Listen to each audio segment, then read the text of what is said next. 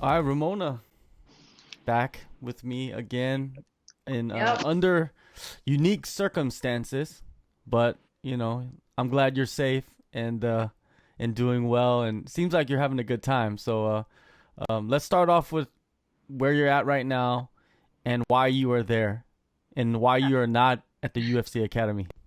I'm in Phuket right now, Hmm. so I'm here trading at Tiger. Pretty much, well, I came here because of the Chinese New Year and because, everything kind of shuts down in China during that time. And then this virus happened, and so I pretty much haven't been back yet, and just waiting it out here and just trying to maintain my training and pretty much doing what I'd be doing anyway if, I wouldn't be in Shanghai. So that's where we're at right now. A lot up in the air. Yeah, let's go back to before the Chinese New Year happened. So you already had your plans to go back to Phuket before any of this happened. Am I right? Yeah. Well, you mean before the virus? Yeah, the outbreak or whatever. Yeah. Yeah, I was gonna spend 2 weeks in Phuket. Mhm.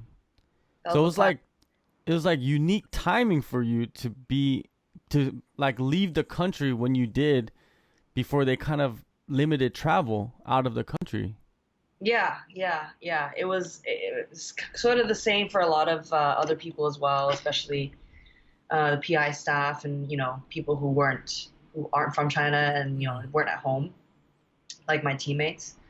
And the timing was kind of really crazy. Yeah, how it all happened. So everyone was most people were out of town, and then everyone's just kind of been either on an extended holiday or head back home just to kind of see you know where this thing goes really. All right. Before we talk about more about your time in Phuket right now and your situation at the UFC Academy, um, I want to go back to when we last spoke. I believe it was before your fight, right? Yes. Before you Yeah. were heading to your fight. So let's talk about that fight. Like, you went there and you just put the mollywop on somebody. Yeah, Talk yeah, about it. yeah. Take us through the whole thing. Well, so that we had that was my first fight back in like 2 years, Hmm. so obviously you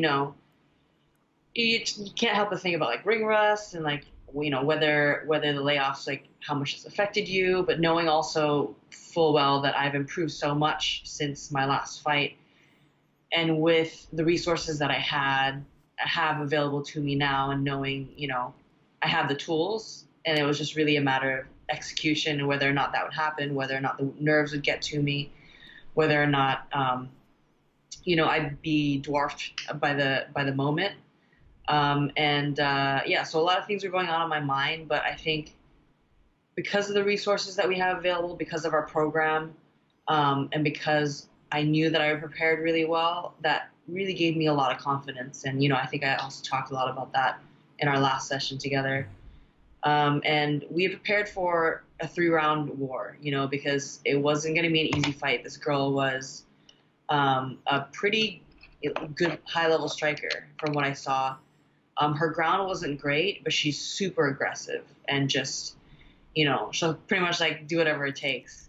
So even though she fights at the division below, she, I think, just is more comfortable at 61.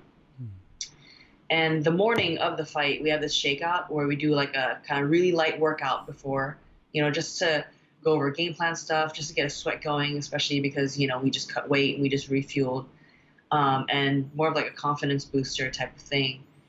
And during that session, I have this like recurring eye injury that happens where I get like a cornea abrasion. It happened a few times in the past, and then since it's just happens more often these days. And so I don't know, it probably happens like 4 times a year, depending on the year, where I'll have to end up going to hospital and then getting like a contact lens bandage. But it's never, it always takes like 3 days to heal, whatever. It's really quick, but it's always really, really painful. And that morning, I got an eye poke just randomly, like wasn't even going hard, and I knew that it had happened. Like I scratched my cornea, but we're in Zhengzhou. There's no I mean, we didn't really have access to like, English speaking hospitals or anything like that, or that would be able to help. And so I was kind of in a position where, okay, like I'm going to fight regardless. So I'm just going to have to manage this discomfort. And it's one of those things that like over time gets worse and worse. And so I try to keep my eyes closed and like not like move too much because they're super agitated. And so when the fight was going to happen, when we were about to walk out, I remember asking my coach Dean if I could sit down and close my eyes and made sure that my opponent was not in view and couldn't see me, because at that point it was so agitated I couldn't stop tearing out of that eye, and it was just really, it was stinging and like my eye was really red. And then and they're explaining to me like what we were supposed to do, like we're supposed to walk out and like carry the flight, whatever. And I couldn't really like look at what was going on because I was trying to just like decrease the amount of discomfort I was feeling in my eye. It just felt like there was like, it feels like there's sand in your eye and it just like won't come out, and it's just stinging nonstop. And then finally I was okay, it's time to go out. I think the adrenaline's just gonna take me through. Like it's not gonna matter. I'm not gonna feel it when I'm in there, hopefully. And then I can worry about it after the fight. And so I go in there, and then when the ref's putting Vaseline on me, like he asked, like, is your eye okay? He's like really concerned. And I was like, yeah, it's fine, it's fine. I'm just like, it's like red and like swollen. And he's like, okay, I just wanted to make sure. And I'm like, yeah, it's cool. So I go in there, and then we touch gloves and it starts. And then she throws like a low kick. And we had just been drilling low kick counters the week before. We'd spent like the whole class just doing like kick counters. And that's pretty much part of like the fight camp game plan, because it does happen all the time. Like someone's going to come in, they're not going to set up a low kick, and then you have the opportunity to go in for a counter with a straight, which is a really simple move. She kicks me on the outside once, and then Dean calls for throw that counter. When she does it again, sure enough, she does it again. I throw a cross counter, and I end up hitting her right in the eye. And I think she just couldn't really see at that point and just kept on backing up. And that was the last like shot she threw. She didn't punch me at all from that point on. And I just kind of took my time, pressured her up against the cage. And when I knew that her back was against it, I just came in with, knees and elbows and then finished off with punches. So kind of ironic that my eye was compromised in going into that fight. And then I ended up, unintentionally punching her in the eye. And that ended up, messing up her vision and then, throwing her off. But, MMA, anything can happen, right? Yeah, So yeah. happy, really pleased, obviously, with the result. The only thing is, like, I wasn't able to really show much of, like, how much I've developed and, like, what I learned and, like, really string together, like, a little bit of wrestling and, like, a little bit of ground and show a little bit of stand-up. But, I can't complain, really. Well, I think that's to your advantage, though. Getting a good win quickly, devastating, finish, and not being able to show everything, so your next opponent doesn't really know much of what you have developed into, right? Yeah, that's true. That's true. There's definitely like a lot of upsides to it, for sure. But I think a little bit is also me feeling like I've yet to fight like a proper, like war, go in there and just like leave it all out there and just like come out like barely being able to walk, myself out of that cage. And I'm sure it's going to come at some point, probably soon. And I'm eager to kind of show that too, show the skills, but also show the heart, show that I have a chin, show that I can kind of push through adversity. So, I have that to look forward to. Do you think that that's the mind state that you have that has changed for you now? Is that every fight, you're not even thinking about a quick finish or whatever the finish is. You're thinking about going in there, showing everything that you're able to do and going through a war. And if it doesn't, then it's up, it's great, right? You're happy that it finishes early. Well, the thing, quick finishes, like, yeah, it's great for the highlight for sure. But it's like, if two people come in and they start swinging at each other and one person just happens to clip the other person, it's like, can you say that person was like better, or can you say, is it like, oh, that person just like got lucky, like just got right where he wanted to, like time and place thing. So it's also like hard to say, like, I hit that girl in the eye. Like if I didn't hit her in the eye, like who knows what could happen, blah, blah, blah. But I think if you're going in on like a long, like kind of more drawn out fight, it's more convincing in an odd way, where like maybe this, you showed a really dominant performance and before you put somebody away, or maybe it was like, a unanimous decision. I know a lot of people out there are going to disagree with that for sure. But I think if you really want to put two people and really want to compare them and really want to see how they stack up against each other, in a fight, like I feel like to see it go the distance is like where you can tell like, okay, this person has that hole in their game, or like this person might be a little better. Then again, like, my goal is also to make it to the UFC, and like they're not really going to be looking at that. They're going to be looking mainly first at like the record, and then perhaps like going into fights, and then, later on, seeing like what their strengths are, or, weaknesses are and stuff like that. But I think as a fighter, as a fan of the sport, as someone who's like a super nerd when it comes to this kind of stuff, like techniques and, cage presence and fight IQ and handling pressure, handling adversity, like what I like to see is a drawn out like war, like seeing two people really just expose themselves, be vulnerable, and leave it all out there. But that's just, me, and I'm kind of like a niche audience, I think, and a lot more people want to see the KOs and, the quick finishes, and, we'll be like, oh yeah, talk about someone who doesn't really know MMA, and they're like, yeah, she finished, this person in 25 seconds. And that's more impressive than like, she showed incredible, takedown defense, and she was able to transition, scramble really well and manage her, the cage wrestling, whatever. Like they're probably not looking at that at all. They just want to see someone like get choked out, unconscious, or like knocked out, whatever, which is cool. I get that. But yeah, I guess I see it from like all angles and all perspectives. And for me, I would love to kind of show myself and give it everything I have and leave it all out there. And that would be kind of like a really tough fight. After that, your eye, what happened? Did you Oh, go to the hospital immediately, or did you have to travel back to Beijing or yeah. Shanghai?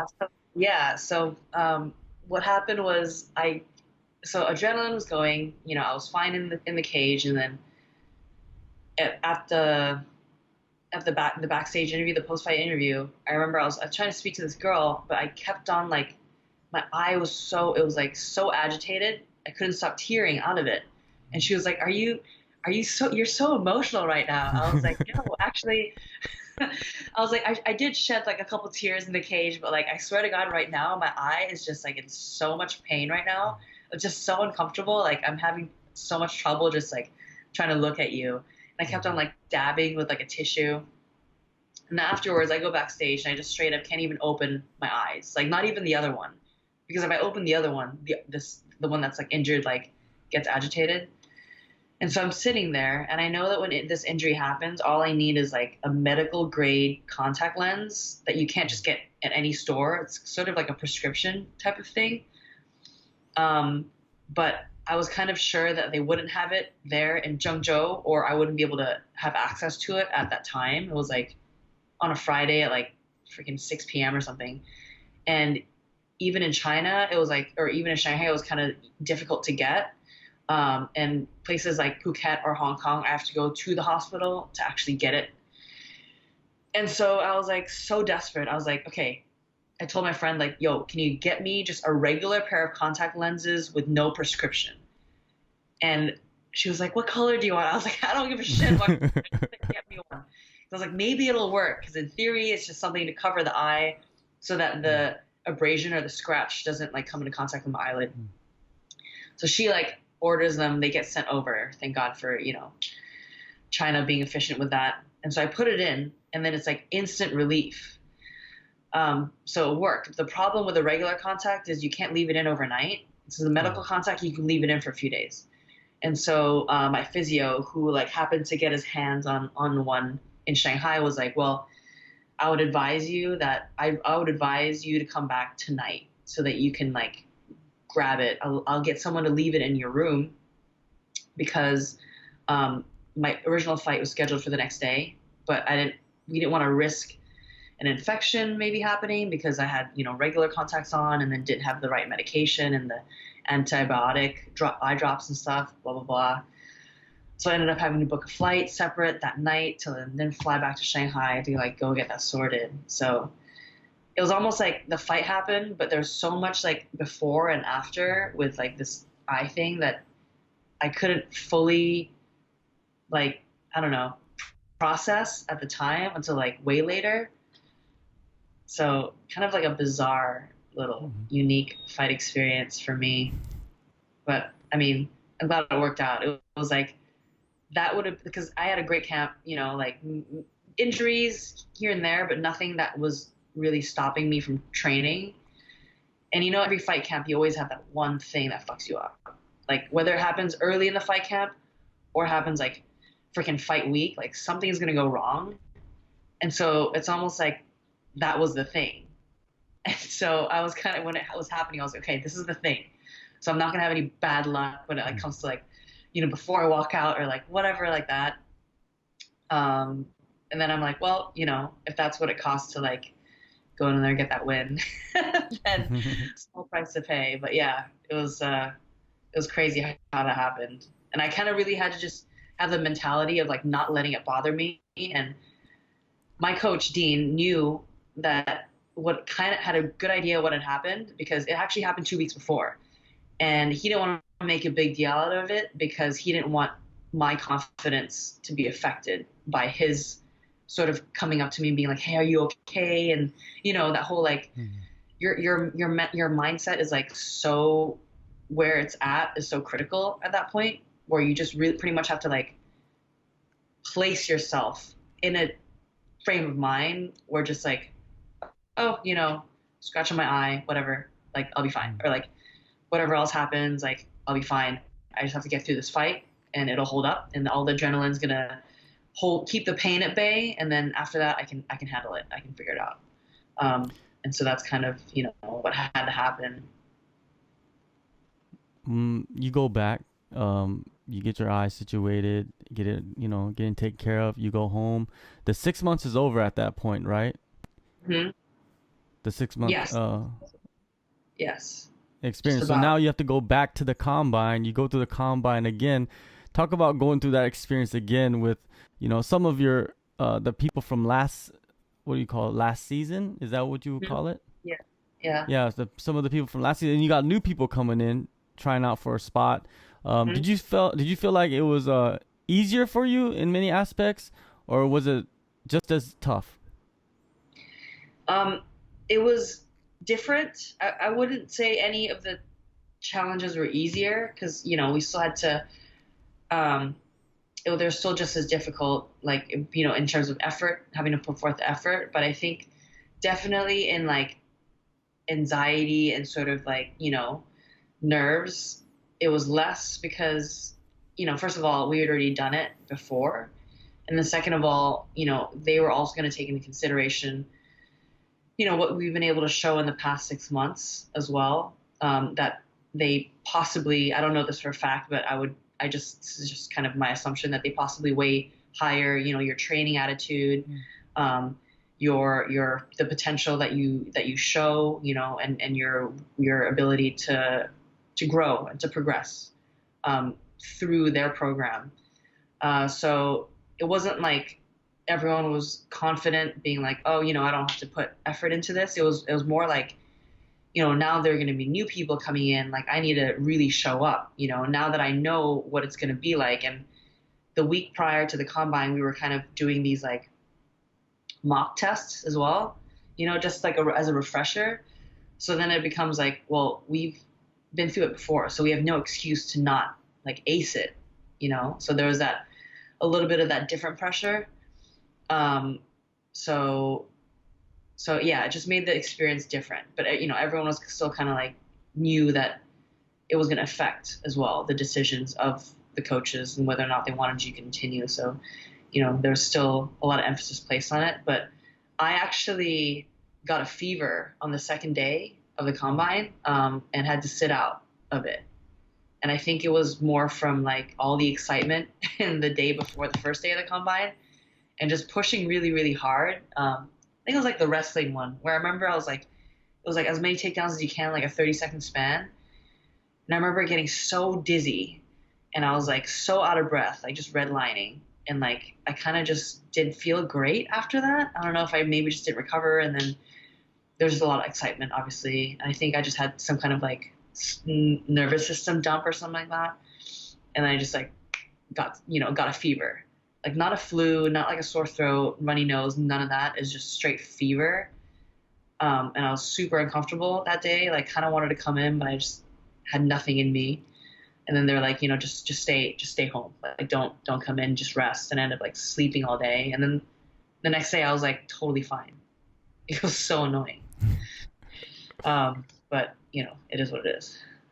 Well, everything worked out for you. You get selected for the second round or second season, and you got another 6 months at the academy, which is phenomenal for yourself. You know what you need to do, and you've already done it. So you're like a veteran of the academy now. You're one of the veterans because there's a few others that were selected.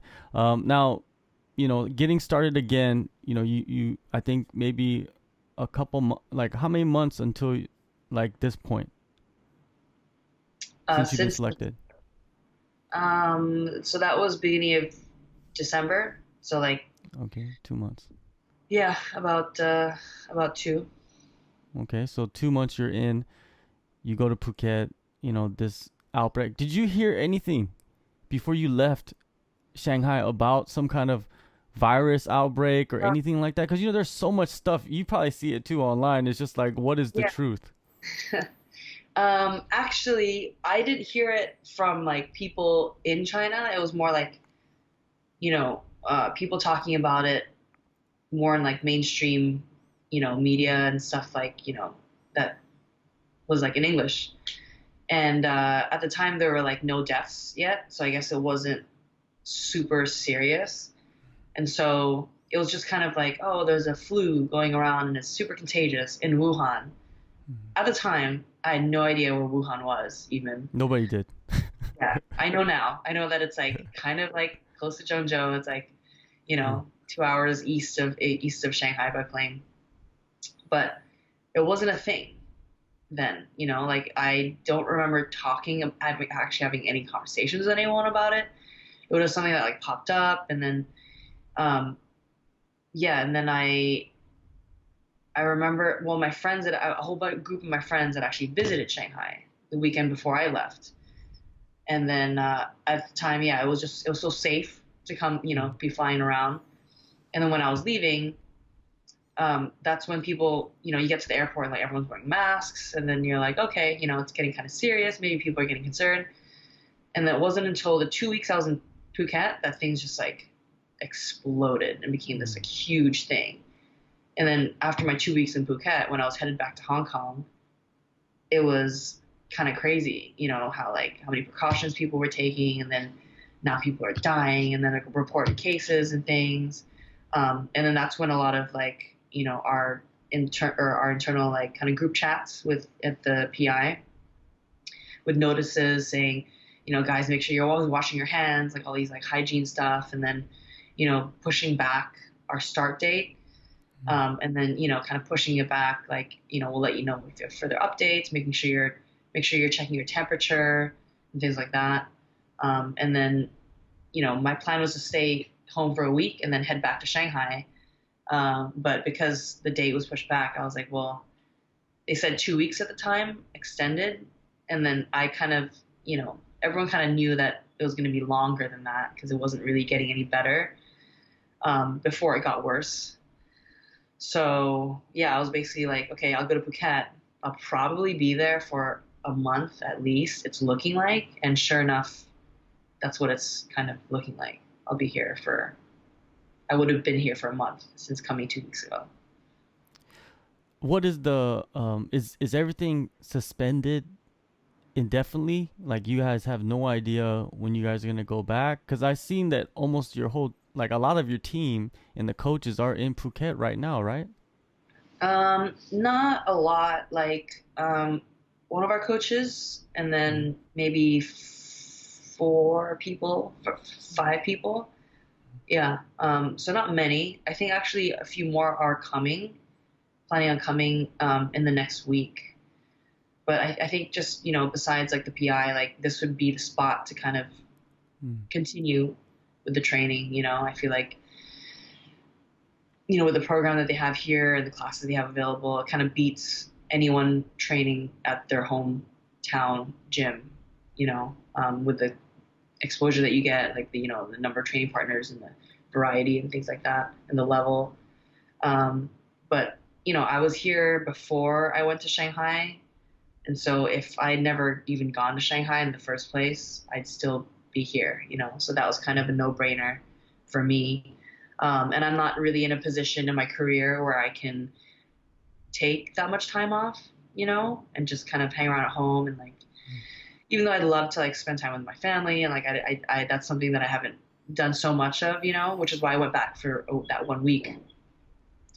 But yeah, I kind of just can't justify like taking so much time off at this point in my career, so I'm kind of just anything where I can still maintain, my fitness, where I can still maintain skills, and not kind of jump into fight camp with needing to start all over, or get to Shanghai needing to start all over from like nothing, from everything from not just fitness, but like your timing, how you feel, like, strength and all that stuff. So,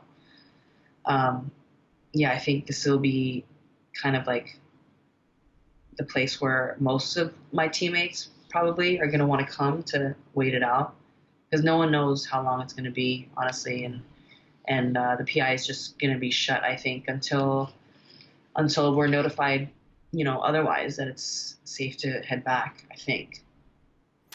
That has huge ripples and consequences, because the Contender Series Asia is supposed to begin in April, Yeah.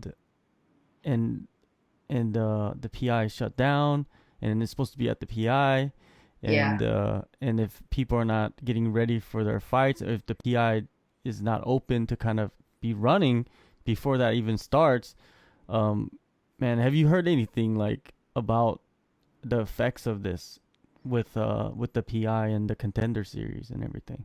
Yeah. Oh, well, they were supposed to have their first show in April, and so obviously that's not going to happen Mm. anymore. So what I think is happening, I'm not entirely sure, but I think they're just pushing back the shows. So I believe they're still gonna have their. I think they had said 8 show, or it was like 6 to 8 shows. I Yeah. think it was. Um, I think it's still happening, but I think what they said is they might just have to push it back Mm. to later in the year. But yeah, a lot of logistics needing to be, revised, and a lot of plans that they had, that have to be scrapped now, and kind of sucks. Like all the momentum that was Mm. built, UFC China with, with the PI, with the academy, and with a lot of my teammates who were just sort of, on a roll, Mm. like now it's like there's this gap, and it's not going to take so much time for them to get to where they were, but that's still like, I don't know, a big chunk. It's like even if we're out for 2 months, then that's like another, month at least to get everyone back on track. Mm. Um, and then having to schedule everyone for their fights, and who's going to fight in the first month, and who's going to fight how going to have to wait another month, you know.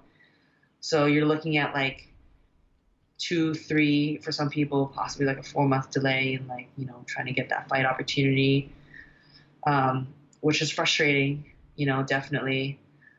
But global health crisis is not about us, right? Yeah, So, definitely. let's really hope things get better, for sure, because like all that, it's so hectic over there. Mm. And then, I'm sure we're going to be able to recover fine. It's just frustrating, I'm sure, for a lot of the coaches and a lot of, team to have their sights set on this year, and, want to get as many fights in as possible, feeling good, like getting all these opportunities. And now it's like, oh, we have to wait, and nobody knows anything because there's no definitive, answer really. We're just having to track it as it goes, and then wait until everyone can get back to work, and then once it's safe to go back to work, then people can actually start planning and putting things into place, and then that's just going to take some time. So, it's a test, definitely a big test of patience for all of us, and needing to just like keep focused, stay on track with everything going on. But I think it's just another piece of adversity. Oh, I mean, we're all healthy, we're all safe, so that's really all you can hope for. Were you matched up? Because I heard that people are already matched up for the contender series. Were you matched up? You don't have to say like if you know who the person was, but were you? No, no, no. So I was not. I'm not one of the five. Hmm. So I think five people, but like I'm not one of the five. No. Okay. So So, did you have a so fight set up for the next few months, or? uh, we have sort of like a schedule that's like Mhm. tentative based on where the coaches think that you are. So my next fight was meant to be for WLF again, Mhm. Wars in March, but they've canceled their February event, and obviously their March event is not happening either. And so I'm having to wait for them to get going again until I know when I'm going to fight next. But I'll be fighting um, in their show next. I just don't know when. Oh, that's awesome. That's awesome that you do have something in the future lined up, that you have this set fight that's coming up. Now, yeah, it's just delayed, right? So all you need to do is just keep grinding and keep training and keep doing what you do, and keep focused on that fight. Now with your your situation in Phuket, you're like training at Tiger. I know that you used to train over at Top Team, but Yeah. your coach left, so most likely because your coach is not there, you're probably not training over there. Is that true? Yeah. Well, yeah. I pretty much, went to top team. At the time, I was like choosing between gyms, choosing between teams because of Eric. We had been in touch for a while. I'd come to Phuket for training numerous times before that, and we just had a really good rapport. And Yeah, and so I kind of just picked top team because of him at the time, and then he really puts a lot of emphasis on like mental coaching, which I even though he had never cornered me in a fight because throughout the time that I was training under him, we never got the opportunity to do that. I still learned a lot from him. Mm-hmm. Obviously, just not just at in skills and techniques, but more in the mental aspect of things. And I'll always credit that to him. And I think that's exactly what I needed at that point in my career. Yeah. So then when he left was exactly the same time, coincidentally, that I got this Shanghai opportunity. So um, I still wasn't sure like which gym I was going to go to when I came back, but during that time, I was kind of always, we're on this like 1 mile stretch of road where you have like some of the best fighters in the region. And because of the politics and the drama, it's like Yeah. you're limited to the experience of the Mhm. gym where you're at. Whereas as a martial artist, like I'm craving to expand my experience, expand my horizons and work with different people, meet different people, share, you know, experiences and training and making those connections, through a common shared passion. But you're not allowed to do that like here, even though it's like Mhm. right down the road, you don't know what you're missing out on and this and that. And so I think for me, I just wanted to try something different. And I kind of wanted to like, I know a couple people over there.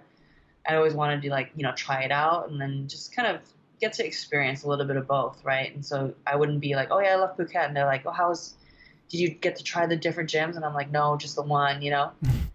So coming back, I was kind of like, well, I'm gonna give Tiger a go and then see if I like it, because then at least, I'll kind of just get a feel for what Phuket has to offer in terms of MMA and not be like kind of closed-minded and be like, no, I'm not going to go there because I'm like, I'm not allowed to or whatever. So I just went and like I paid regular, membership and just kind of went. Like I didn't like reach out to them and be like, hey, I'm this, this is who I am and like I'm coming over. Like, can I get a discount, whatever? Like I just went in as a paying customer, just so I can kind of not be like, I don't know, just like not let anyone down by like any obligations or anything like that. You know what I mean? And I ended up just having, a great experience and everyone just so welcoming. George Hickman, especially, just being really, really nice, reaching out. And, the class sizes are massive at Tiger. Like, Yeah. I came, I swear to God, there were like 80 to 90 people in like sparring or wrestling, and like 10 or 12 of us were girls. And even then, it's like George found a way to at least critique and fix one thing that I would be struggling on. Because, he also comes over and helps the girls out as well during the sessions, which is great. And so we get attention, even though, you're looking at a room of like so many people, you'd imagine like most people wouldn't. And also having a good group of girls to train with, it's like having 10, in a class, having 8 pro girls, MMA girls from different weight divisions, different styles. It's like, that's like crazy. Like the most girls I've been able to train with is like 6 of us at the PI, and that's amazing. But to come here and have like bigger girls, and more of them was like such a treat, and so I really enjoyed that part as well. And, it was it's been a great experience. It seems like you guys are having a great time together because I've been watching you guys on social media, all of you guys that are training together. And even I was talking to Casey and she was telling me that you guys have so many girls now that you guys actually have a separate, like you guys did like something separate Yeah. from the guys. Yeah. So there's enough of us that, we, George kind of suggested, like, why don't we do sparring? Usually we do sparrings on Monday and Fridays. So why don't we do the girls at 3:00 so that it basically gives us, exclusive use of the area of the room, where we can work with each other. George can set it up exactly how he wants for the people who are in fight camp. And then, we kind of rotate through and help out. And then he's able to give us his full attention, without all the guys being there. And that's super helpful, and I think it's really great to it's almost like there's more focus, you're feeling a little bit less distracted. There's less, I think just like less people, like it helps you just like able to execute properly. I mean, if you're in a room and like there's so many pairs that are sparring together, it's like every, I don't know, 15 seconds, like you're having to like stop the spar because like you're too close to somebody or you bump into somebody, another pair of sparring, and then reset, which is so unrealistic when it comes to a fight. There's only one cage too. And how many people are in fight camp who could use that cage for the spar? And even when the girls are in the cage, it's like 3 pairs going at the same time, and then we'll bump into each other and then have to reset. It's just not realistic. So having more space is really helpful, and just more realistic to like what to expect like when you're in competition. So that's been really great. Yeah, I could only imagine. And I saw that you were down there while Valentina was down there and her sister, Yeah. and you got to see, like kind of like where you want to be at in your career, like in her, right? And what did you get out of being around her and seeing what she does? For sure. I mean, I would say Valentina is probably I in my opinion, like the best female fighter Hmm. possibly in the world. Um, I'm such a huge fan of her style, and I think she is just absolutely incredible in her mindset, in her physical capabilities, um, and I have like so much faith in what she's doing for the sport and for her legacy and being one of the greatest of all time. to ever be in the flyweight division, I'm sure, or just, female in the UFC. And so seeing her train, I think they would do their own trainings in the mornings, but knowing and watching with them train with such intensity was really cool, and kind of just like being in the same like area, you're like feeling the energy and you're so inspired, and it was like awesome. But she didn't do any of the group classes. So, I didn't actually get to meet her, but her sister did do the wrestling classes with us. And she was like, she's super sweet, and she was super nice and obviously high level striker. So it's just cool to be around that. Yeah, you've been around a lot of champions recently, huh? Even with Wei Li, right? That's how you pronounce it. Yeah, yeah, yeah. Just Yeah, super fortunate, really, yeah. to, like It's get to wonderful. meet, all these women that I want. Like I would never, if Shevchenko or Whaley or Rose, like I'm a huge fan of the three of them, and some others too. And like there's some of these girls who like I've been watching them since before I started fighting, and so I'll never miss their fight. And I feel like every time I watch, I'm just like blown away, because it's like, wow, you guys obviously have put all the time into this, mastering this craft, starting before it was even a thing to do women's MMA, before it was even cool, before anyone even got any attention doing it. Like they'd already started doing it, and then over the years, just mastering the craft, and seeing them go through the ups and downs, it's just super inspiring. And so, these people who are followed a lot, I'm a total nerd when it comes to this kind of stuff. I like watch a ton of interviews, just to see where their mindset's at, watch their training videos and stuff. And then getting to see them in person is such a treat. I'm just like, I'm such a fangirl, when it comes to it. But it's just very cool to Yeah. be in specific, places where like they show up. Super fortunate.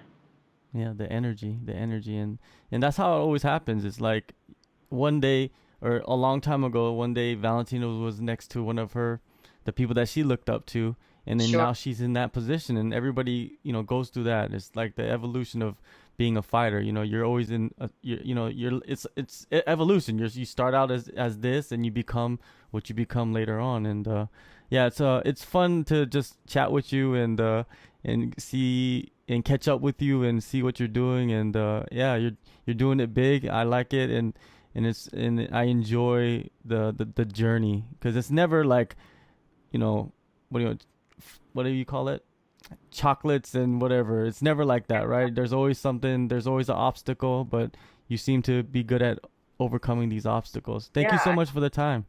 for sure, for sure. Thanks. I think it's just really, I don't know, like if you expect that your fight career, like everyone sees like, all the greats and they see all the highlight reels, and a lot of times you expect your fight career to go that way, when in reality it's like almost the opposite. Like you're gonna expect the best, but like just prepare for the worst, because there's so many things, whether it's losses, whether it's injuries, whether it's like opportunities that fall through that are gonna break your heart completely, and shatter your confidence in so many different ways. But just being able to surrender to that and embrace it and like just flow with that is like, what makes this journey worth it, I think. All right. Thank you. We're gonna catch Yeah, up eventually, maybe in a few months from now, or whenever you get back to Shanghai, or maybe before you get into your next fight. But yeah, hopefully that the outbreak is contained, and we get everything situated so you can get back to Shanghai, get back to your life over there, the academy, and continue your journey. Thank you so much. Always good talking. thanks, John. Always appreciate it.